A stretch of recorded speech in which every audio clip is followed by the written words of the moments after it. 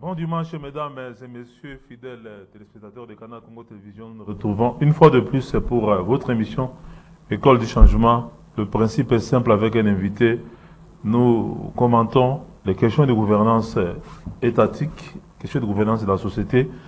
Et aujourd'hui, dans École du Changement, nous avons un sociétaire de l'Alliance pour le Changement, le parti cher à l'honorable Jean-Marc Kabunda Kabound. Il s'agit du porte-parole de ce parti, Maître Ghislain Mwanji Kayembe. Maître Ghislain, bienvenue sur ce plateau d'École du Changement. Merci Jean Romance, merci de nous avoir conviés à ce rendez-vous qui débat autour du changement.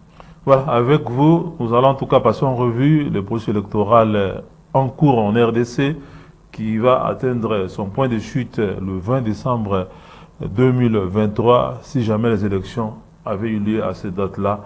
Et nous allons aussi évoquer les suites, les conséquences de la condamnation de votre président national, honorable Jean-Marc Kabound, à 7 ans de prison pour notamment outrage au chef de l'État et propagation de faux bruits. Commençons en tout cas par ces derniers points.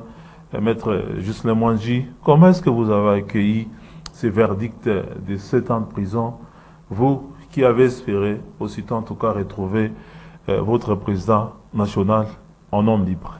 À l'Alliance pour le changement, nous avons accueilli cette condamnation basée sur un verdict inique et politique avec une grande stupéfaction et surtout une grande désolation de voir comment notre système judiciaire aujourd'hui a suffisamment prouvé être l'instrument au service d'un régime en pleine dérive totalitaire.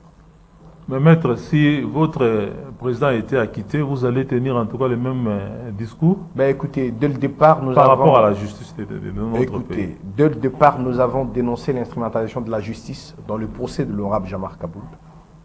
Pour la simple raison que ces poursuites judiciaires n'ont aucun fondement, ni sur la Constitution, ni sur la loi, ni sur les principes démocratiques. Partons de la Constitution. Est-ce qu'on peut poursuivre un parlementaire, un acteur politique de l'opposition, en raison de ses opinions politiques? Et même si on pouvait le faire, est-ce qu'on pourrait le faire avec une telle procédure, dans de telles conditions, avec de telles irrégularités, et aboutir à une sentence, à un arrêt unique, politique, à une décision ou à des peines disproportionnées et inappropriées aux infractions qui ont servi des poursuites. Cela voudrait dire ici que tout porte à croire qu'au départ, l'Alliance pour le changement avait des doutes dans la démarche du parquet général près la Cour de cassation qui avait engagé les poursuites judiciaires à l'égard de l'honorable Jean-Marc Kabound. Nous avons fustigé au départ d'abord la complicité active entre le bureau du procureur général et le bureau de l'Assemblée nationale. L'autorisation de poursuite accordée pour qu'on puisse poursuivre l'honorable Jean-Marc Kabound a été accordée en violation du règlement intérieur de l'Assemblée nationale. L'article 101 de ces règlements exige in extenso que le parlementaire visé par une demande d'autorisation de poursuite puisse comparaître devant le bureau. Ça, c'est surtout dans le cas où l'Assemblée est en vacances, pour être confronté au procureur afin que l'on puisse juger si oui ou non ces poursuites sont opportunes. L'honorable Jean-Marc Kabound se vit être refusé de ses droits de la défense et de ses respects ou de cette application de l'article 101 du règlement intérieur de l'Assemblée nationale. Là, c'est un. De deux, cette autorisation de poursuite n'a pas suivi la logique consécutive de l'article 102 du règlement intérieur de la Chambre basse de notre Parlement. L'article 102 exige au bureau ayant accordé l'autorisation de poursuite durant les vacances parlementaires de rapporter cette question lors de la rentrée parlementaire à l'Assemblée plénière, afin que l'Assemblée plénière puisse par voie de résolution entériner ou suspendre cette autorisation. Malheureusement, le bureau Mbosso s'est tapé les luxes de violer encore une fois de plus l'article 102 du règlement intérieur. Nous partons donc de la violation de la disposition 107 de notre Constitution qui a prohibé in expressis verbis toute poursuite judiciaire à l'endroit d'un parlementaire en raison de ses opinions politiques pour des violations intempestives du règlement intérieur de l'Assemblée nationale. Mais Maître Ghislain, ce n'est pas la première fois qu'on voit en tout cas un parlementaire être condamné et même jeté en prison pour ses opinions. C'est faux. Je me rappelle par exemple à l'époque l'honorable Jean-Bertin Wanga, même Moïndo Zang, mais qui est actuellement ministre. Mais cela a été une violation. Est-ce que ils ont été aussi jetés en prison pour avoir tenu des propos outrageants de magistrat suprême. On ne juge pas selon les humeurs du juge. On ne juge pas selon le dessein des détenteurs du pouvoir. On juge sur base de la loi. Et d'abord la loi fondamentale, ensuite les autres lois du pays qui en découlent. Je vous ai évoqué l'article 107 de la Constitution. Cette Constitution que nous, peuple souverain, avons votée par voie référendaire, a interdit toute poursuite judiciaire, tout jugement, toute condamnation d'un parlementaire en raison de ses opinions.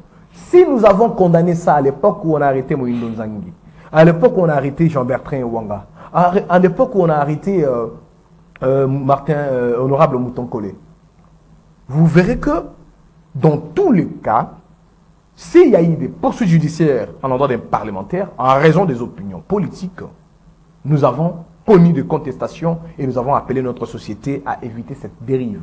Ce qui est regrettable est qu'aujourd'hui, ce sont ceux-là avec qui hier nous nous sommes battus pour qu'il y ait effectivement un état de droit. Avec ceux-là, nous nous sommes battus pour que nous puissions avoir une république démocratique, qu'aujourd'hui nous vivons le déni démocratique. Le refus de la contradiction, le refus de l'opposition. Est-ce que ce n'est pas un problème de réalité qu'on trouve dans la gestion de l'État? Parce que quand on est dans l'opposition, on a une autre vision du fonctionnement de l'État. Quand on est au pouvoir, on a des contraintes. Est-ce que cela n'explique pas le fait que vous regrettez aujourd'hui que ceux avec qui vous auriez combattu pour le changement font des choses en tout cas qui n'ont rien à voir avec le changement? Jean Roman, ça s'appelle conservatisme des mauvais goûts. Vous savez, lorsque vous êtes à l'opposition, tout comme lorsque vous cherchez à conquérir le pouvoir, vous devrez avoir une vision, un programme d'action, vous devez avoir un projet de société. Vous avez prôné un changement radical. Prenons le cas de l'UDPS. Je salue la mémoire du docteur Etienne Tshisekedi Wamulumba, paix à son âme, qui a lutté pendant des décennies pour qu'il y ait le changement dans ce pays. Oui, la lutte pour la démocratie et l'état de droit, le progrès social, mais tout cela ne peut être vérifiable que par le changement.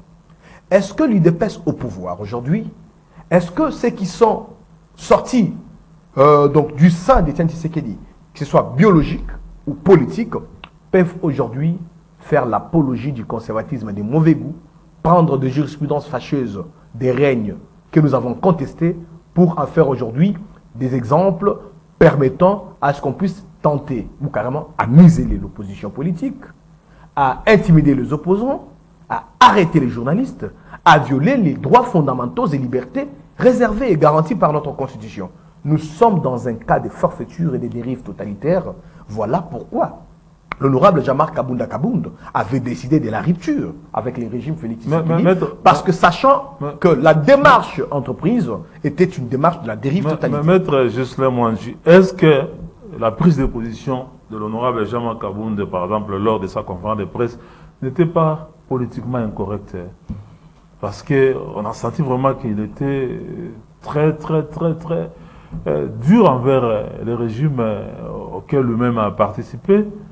Est-ce que vous pouviez vous attendre à autre chose que les régimes pour se sentir froissés et peut-être chercher aussi à lui montrer que voilà, la force est à la loi? Mais écoutez, Jean Romance, vous savez, le président Jean-Marc Kabound a donné, a expliqué l'esprit de son speech du 18 juillet lors de l'audience je crois bien, 6 en septembre, hein, à la Cour de cassation, il a dit, je crois, il a dit clairement, le président Kabound l'a dit, ce que le président Kabound a dit, les critiques sévères, le refus de la dérive totalitaire, les dénonciations fondées et vérifiables, ce qu'il a dit sur le régime Félix Tshisekedi, Etienne Tshisekedi l'a dit sur le régime dictatorial de Mobutu.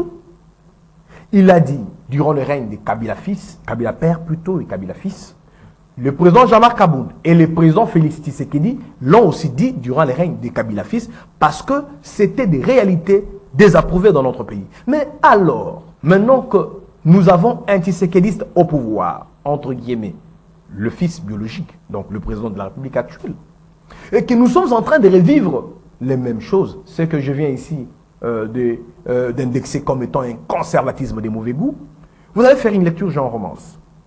Tout ce qui avait comme velléité démocratique, malversation financière, abus de pouvoir, dérive autoritaire, tentative de monocratie, durant les règnes de Mobutu, de Kabila, c'est ce que nous vivons, et même dans les cas, dans certains cas, pire encore, sous le régime actuel. Ça veut dire qu'il n'y a pas eu de changement. Voilà pourquoi vous nous invitez sur un plateau qui parle déjà depuis plusieurs années de l'école du changement. Mais voilà pourquoi l'honorable Jean-Marc Kabound... Mais les changements, oui. Maître Ghislain Mwanzi, oui, ne se décrètent pas, c'est quand même un cheminement. C'est un projet. C'est un cheminement. Écoutez, et nous y allons lentement, mais sûrement. Non, il ne faut pas y aller à pas de caméléon. Il ne faut pas venir parler du changement pendant qu'on veut faire du conservatisme de mauvais goût.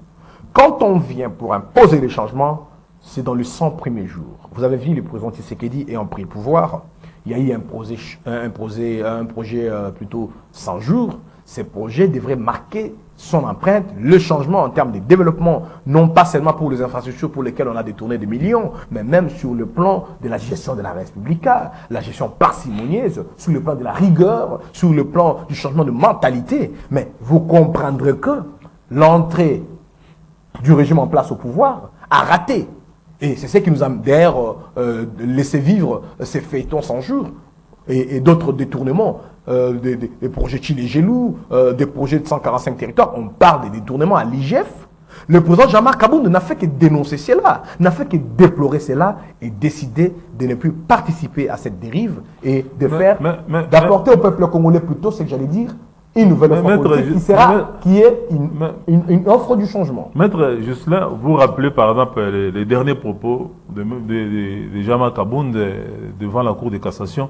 Est-ce qu'en réitérant ces mêmes accusations, en présentant le président Félix Tshisekedi Tshilombo comme étant le danger pour le Congo, est-ce que vous vous attendez à quoi? Non mais écoutez, Jean Romance... Est-ce qu'il n'avait pas aggravé sa situation en réitérant ces propos-là qui étaient à la base en tout cas de son arrestation? Il n'y a aucune aggravation. Il n'y avait pas une maladresse il n'y a pas eu de maladresse. Le président Jean-Marc Kabound a pris les soins lors de cette audience d'expliquer pour éviter toute interprétation erronée le sens de ses propos lorsqu'il a dit « Monsieur Félix Tshisekedi représente un danger au sommet de l'État ». Il n'a pas dit ça par haine contre le président de la République. Il n'a pas dit ça par dédain. Il n'a pas dit ça pour insulter le chef de l'État. Mais il a dit ceci. Je parle de l'absence d'une vision claire. Parce que depuis que nous avons commencé, 3 années après, nous nous demandons où serait la vision. On parle de la vision du chef de l'État. Il critique, par exemple, les essais-erreurs dans certains projets, les tâtonnements. Plusieurs projets qui ont été lancés n'ont pas été bien appliqués, surtout pas suivis et ont occasionné des détournements et des abus. Il a parlé de la question sécuritaire. Il a parlé de la gestion de militaires. Il a parlé de plusieurs questions, notamment l'éducation, la gratuité. Il a parlé de toutes ces décisions qui ont été prises, qui, selon lui, ont été prises, soit de manière hâtive, soit de manière moins avisée. Et c'est de ces dangers-là que le président Kabound a parlé. Il n'a pas parlé d'un danger comme étant une bombe, non. Il a de l'estime pour le chef de l'État, nous avons de l'estime pour le président Tshisekedi, mais sur le plan politique et sur le plan idéologique, nous avons réalisé que sa démarche est dangereuse, ce qui représente un danger au sommet de l'État. Mais il ne faut pas édulcorer les propos et surtout pas les déformer. C'est pourquoi le président Kabound, lors de cette audience, avait expliquer les sens. Mais peu importe les cas, les propos tenus par un parlementaire sont dépénalisés par la disposition 107 de la Constitution. Bon, et c'est là, Jean Romance ne peut pas être qualifié d'outrage au chef de l'État. Cela ne peut en aucun cas être qualifié d'outrage au Parlement. Vous dites Parlement, Assemblée nationale, mais lui-même il est qui? Il est le pouvoir législatif, il est le Parlement. L'honorable Kabound est un député national. Et le rôle d'un député national, qui est classique, constitutionnel, c'est celui de contrôler le pouvoir exécutif et de légiférer.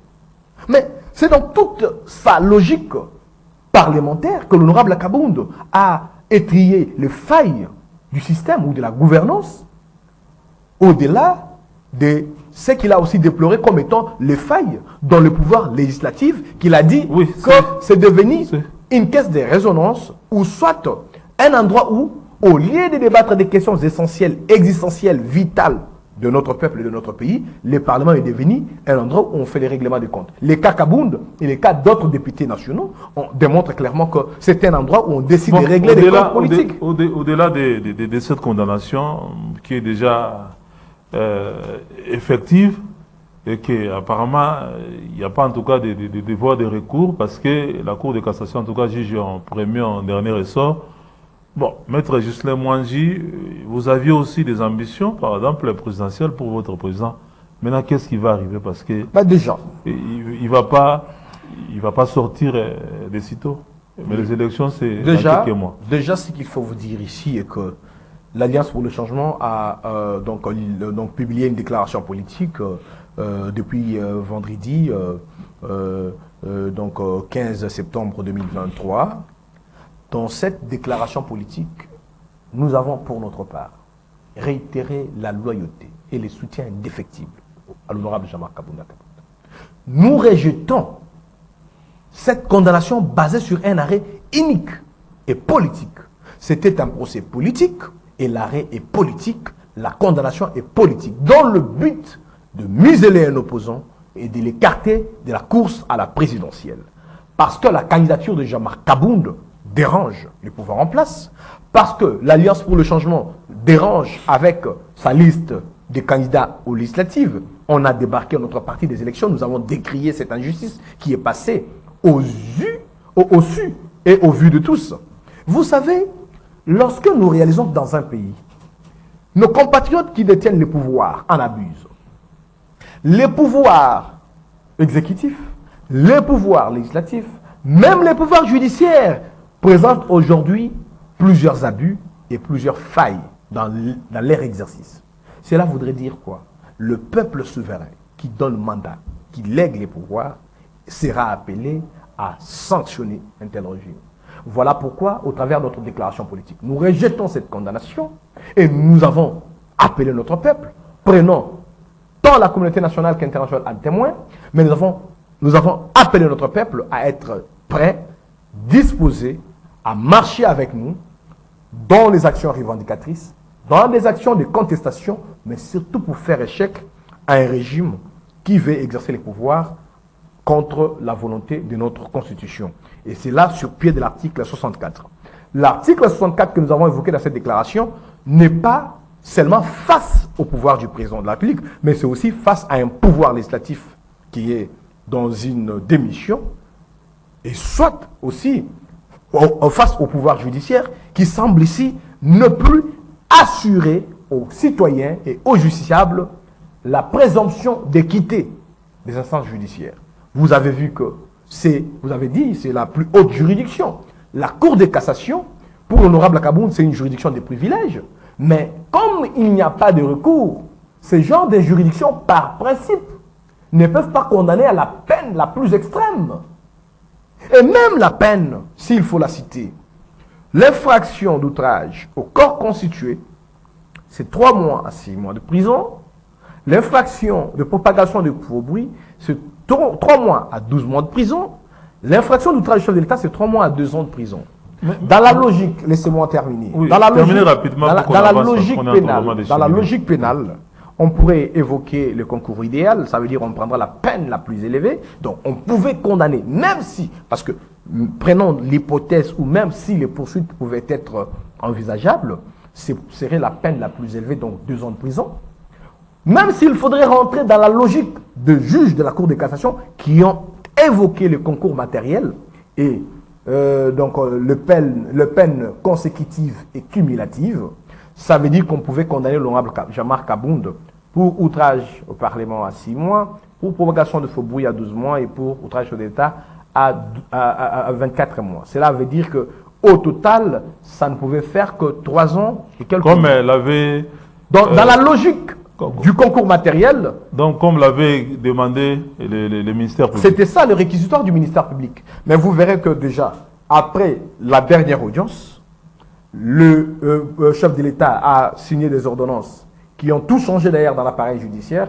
Certains juges dans la composition ne sont plus à la Cour de cassation, l'autre est parti à la retraite. De nouveaux juges sont venus et un arrêt tombe, et un arrêt qui outrepasse même le réquisitoire du ministère public. Vous n'avez pas répondu à ma question. Nous sommes face à une haine politique, où en viscérale. sommes-nous avec la candidature de Jean-Marc Kabound? La candidature. Il faut oublier ça. Écoutez, Jean Romance, le président Kabound est un candidat déclaré aux élections. Mais faites attention à quelles élections? Aux bonnes élections. Aux élections libres, transparentes, démocratiques, inclusives. Jean Romance, les dénonciations que l'Alliance pour le changement, d'autres formations politiques, acteurs politiques, les confessions religieuses et les mouvements citoyens valeureux ont dénoncé sur ces processus électoraux. Nous sommes partis pour une parodie d'élection. Si la condamnation a été accomplie, exécutée, en vue de l'écarter des élections, ce sont ces élections que déjà nous avons considérées comme étant un processus qui sera considéré comme nul et non avenu. Nous voudrions ceci.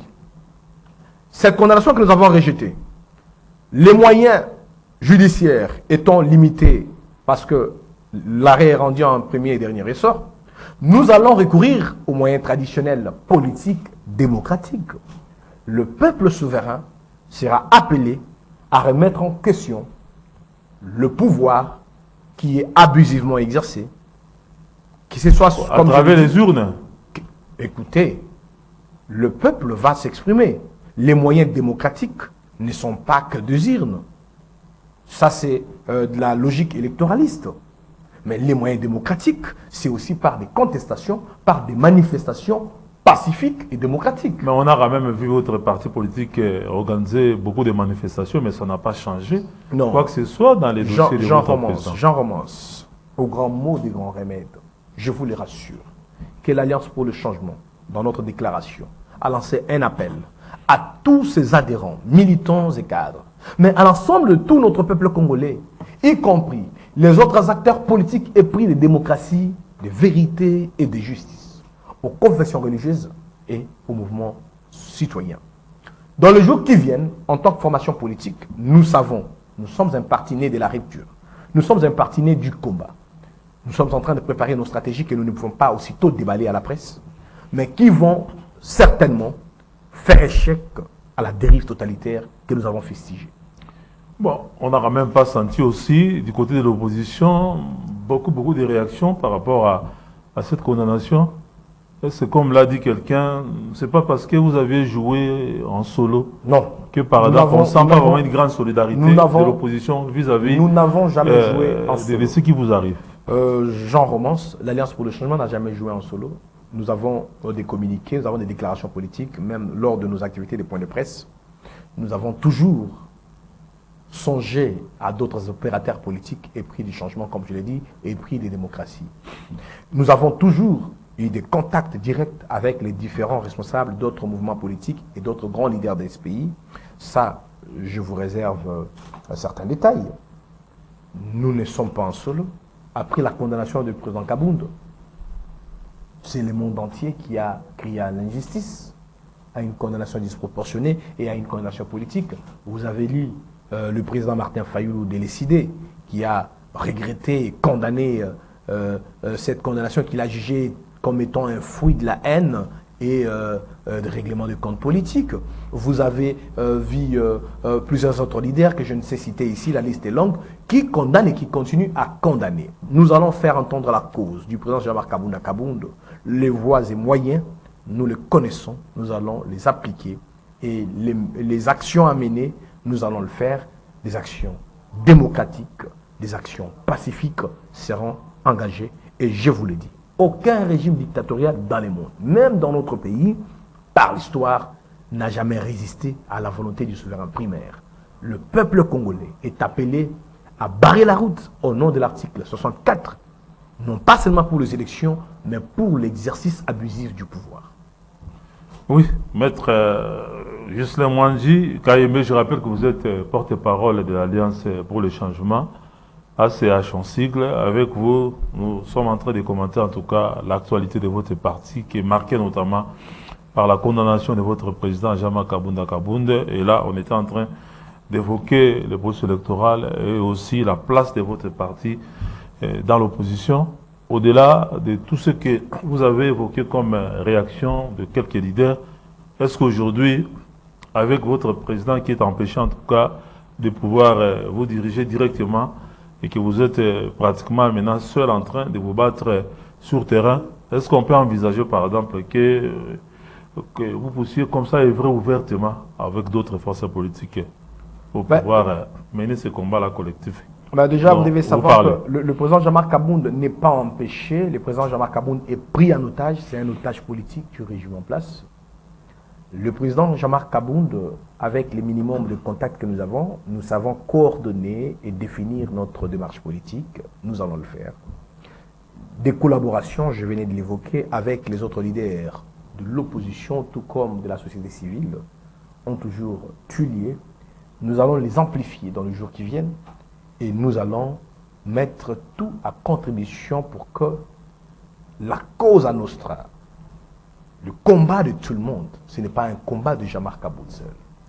Le malheur qui arrive au président Jean-Marc, c'est un malheur qui hante tout parlementaire.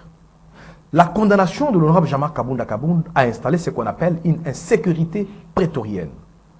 Donc, partant de cette jurisprudence fâcheuse, tous les députés qui sont à l'Assemblée nationale sont candidats à de telles condamnations. Tous les députés dans les assemblées provinciales sont susceptibles de telles poursuites. Et même demain à l'avenir, parce que c'est une décision rendue par la haute juridiction, elle a une valeur jurisprudentielle. Donc ça va générer une jurisprudence. Ça va générer une jurisprudence qui fera de sorte que même un élu local à Kamiji, tout comme à Idiofa, pourrait encourir de telles injustices. Alors que c'est interdit. Je crois que c'est une erreur que notre pays a cautionné, une erreur que notre justice a laissé faire ou a accompli, mais une erreur que nous devrions corriger. Vous savez, en termes de réflexion, parce que nous sommes citoyens congolais, nous réalisons que la Troisième République, avec ses tares, ses ratés, ses échecs et ses institutions, est appelée à être dissoute. Nous devrions songer à passer vers une Quatrième République, celle du changement. Pour modifier la Constitution. Nous devrions, en tant qu'acteurs politiques, citoyens congolais, tous songer à une Quatrième République du changement. Cela pourrait, donc, au départ, imposer la dissolution des institutions actuelles et proclamer la nouvelle République. Parce que les habits, les lois, le juge, les acteurs, les opérateurs sont les mêmes et qu'il faudrait à un moment décider de la rupture avec le système, l'ancien système, et le changement devrait être donc systémique. Et voilà pourquoi nous évoquons la Quatrième République. Mais pour arriver à cette Quatrième République, il faut passer par les élections et que ceux qui vont être élus puissent en tout cas entamer des réformes pour arriver à cette Quatrième République. Non, mais pas forcément. Pas forcément. Pas forcément. Parce que nous avons choisi le souverain primaire, la démocratie. Le souverain primaire en décidera. Parce que quand on parle d'une nouvelle constitution, c'est le souverain primaire qui la votera par voie référendaire. Bien qu'il y aura ce travail au niveau du Parlement qui pourrait être fait. Puisque vous parlez d'une nouvelle constitution, il y a déjà le professeur Ndaiwel Nziam qui a aussi fait une proposition. Mais il faut faire attention. Par exemple, le mandat il faut faire attention. De 5 à 9 ans. Il faut faire attention. La proposition, non renouvelable. La proposition du prof Ndayuel, nous ne la rejetons pas. Ça veut dire qu'il n'a pas l'exclusivité des propositions. Nous qui évoquons ou qui connaissons, qui avons dénoncé les dysfonctionnements dans notre appareil, dans l'appareil de notre État, nous avons aussi nos déshydratants et nos propositions. Ça veut dire que ce soit les profs Ndayuel ou d'autres intellectuels de notre pays, tout comme d'autres acteurs politiques qui aspirent à cette 4e République, qui aspirent au changement, parce que le changement devrait conduire normalement à ces changements systémiques et républicains. Ça veut dire que nous devrions donc converger et surtout produire une loi fondamentale plus corrigée, plus démocrate et plus régalien. Les problèmes que nous avons aujourd'hui, c'est que le pouvoir en place, faisant le conservatisme de mauvais goût, n'a pris que la loi telle qu'elle a été faite, pour la violer plutôt souvent, et s'est aussi fondé sur des jurisprudences fâcheuses et des exemples de régimes précédents qui nous avons malheureusement et pourtant donc dénoncés. Mais le problème, est-ce que ce n'est pas un problème d'opérateur politique, un problème de gestionnaire, un problème d'homme, plutôt qu'un problème de texte? Parce que on peut avoir le plus beau texte du monde, la plus belle constitution. Sans pourtant prêcher les messianismes. Mais s'il n'y a pas à la tête des institutions des gens du changement, des gens respectueux des textes, est-ce qu'on ne risque pas de retomber dans le même travers? Maître Ghislain Mwandji-Kayembe. Sans vouloir prêcher les messianismes politiques, mais nous restons convaincus que notre pays a vocation à être une grande nation. Mais il faut qu'il se révèle une nouvelle race des Congolais. Épris du changement, comme vous l'avez dit. Capables d'abandonner les vieilles méthodes, même si elles étaient avantageuses. Capables de laisser ceux qui tuaient notre pays, parce que ce que nous faisons, même ceux qui sont au pouvoir, et nous qui sommes en opposition, nous sommes dans une logique suicidaire par rapport aux générations futures. Ça veut dire qu'il faut qu'ils se révèlent une nouvelle classe consciente, reconnaissante, et qui se répentisse, qui se décide d'augurer le changement. Et cette classe ne peut pas émerger seule. Il faut qu'à sa tête, il y ait un leader. Un homme qui est épris du changement dans une certaine dimension, qui a dépassé les discussions mercantiles politiciennes, qui ne peut plus se laisser tenter par les goûts du lucre, de la jouissance, de l'insouciance, qui ne peut pas être tenté une seule seconde de devenir un néo-dictateur. Et ces leaders-là pourraient donc organiser cette caste des hommes épris du changement pour qu'il y ait véritablement du changement dans notre pays. Donc, nous avons cette certitude à l'Alliance pour le changement, qu'au regard de son parcours politique, au regard de son expérience, et voilà même qu'il l'a prouvé en décidant de la rupture, malgré qu'il était le deuxième pilier de ces régimes, au nom du changement, parce qu'il voulait qu'il y ait du changement, l'honorable Jean-Marc Kabound est notre homme. Il est l'homme du changement qui peut conduire une nouvelle classe politique dans ce pays, imposer la rigueur, le changement, nous faire vivre une véritable démocratie et nous instaurer un véritable état de droit dans lequel nous n'allons pas déplorer ce que nous déplorons avec les régions. Ces détracteurs rappellent aussi qu'à peine arrivé au pouvoir, lui aussi a vu en tout cas son train de vie aussi changer. Non, c'est faux. Écoutez, vous avez les archives à l'Assemblée nationale. L'honorable Jean-Marc Kabound est le seul, est le premier. Si les autres sont venus peut-être après, qui est monté, qui a quitté le perchoir pour monter à la tribune. Et c'était un débat sur le budget avec les gouvernements Samalou Condé pour demander à ce qu'on puisse réduire à des pourcentages sensibles les trains de vie des institutions, les avantages accordés aux autorités. Le président Jean-Marc Kabound et les redresseurs de ses collègues de l'UDPS, tout comme ceux qui ont voulu évoluer avec eux dans l'Alliance, qui ont tenté de vouloir conduire le quinquennat Félix Tshisekedi dans la voie de la dérive. Le président Kabound est le premier à s'être insurgé contre ces gens. Malheureusement, vous savez, il y a un dicton qui dit, lorsque vous prenez un homme intelligent, un homme sensé, et vous le placez au milieu des tares, il sera taxé de fou et pourrait même être placé en quarantaine. Parce que la majorité ne comprend pas. La démarcation de l'honorable Jean-Marc Kabound à Kabound, de cette classe politique actuelle, ce sont les valeurs qu'il a reçues du docteur Etienne Tshisekedi Moulumba. Vous avez compris que le docteur Etienne Tshisekedi Moulumba était dans cette logique-là. À un moment où on l'a retrouvé seul. Plusieurs sont partis, ont été débauchés. Plusieurs ont changé. Certains ont abandonné le combat. Mais le charisme d'Etienne Tshisekedi Moulumba, à travers les temps, a permis qu'il puisse rencontrer dans la nouvelle génération un homme, un Congolais, digne de porter ses valeurs et qui les défend vaillamment aujourd'hui. Le combat de Jean-Marc Kabound, ce n'est pas un combat contre Félix Tshisekedi. Ce n'est pas un combat contre les animateurs de ces régimes. C'est un combat contre un ancien système qui a pris en proie ceux qui voulaient le changement, mais qui sont venus et qui ont senti que c'était mieux de faire un conservatisme des mauvais coups. Nous avons un combat systémique. Nous combattons un système. Le changement dans ce pays, ce n'est pas forcément le visage des gens. On peut même reprendre les mêmes acteurs, mais il faut qu'il y ait un leader devant qui incarne les valeurs et qui impose à coup de force, à coup de bâton, le changement, la rigueur et le respect des valeurs démocratiques. Merci beaucoup, maître Jocelyn Mwangi Kayembe, porte-parole de l'Alliance pour le changement. Nous considérons en tout cas ce propos-là comme étant votre conclusion. Merci d'avoir en tout cas répondu à notre invitation. Je crois que ce n'est pas la première, la dernière fois que nous allons nous retrouver autour des écoles du changement.